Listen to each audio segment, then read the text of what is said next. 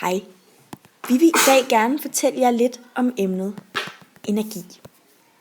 Energi måles i joule. Energi i mad, som for eksempel i en burger, det måles derimod i kalorier.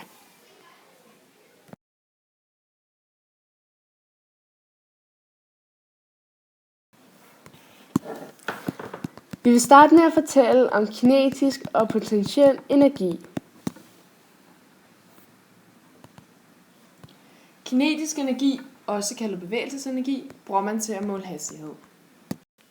Potentiel energi, også kaldet beliggenhedsenergi, bruger man til at måle en genstands, eksempelvis en telefons, beliggenhed. Forestil dig, at du står på skolens tagterrasse. Da du er en rigtig sej person, skal du til at tage et super lækkert Insta-billede ud over Københavns tage. Pludselig taber du din telefon ned på Nørre Voldgade.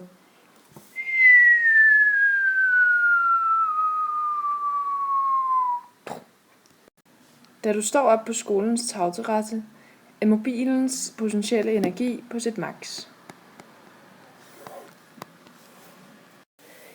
I det øjeblik mobilen begynder at falde, falder den potentielle energi også. Samtidig vil den kinetiske energi stige, da mobilens hastighed bliver forøget. Lige inden mobilen rammer jorden, er den kinetiske energi på sit maks.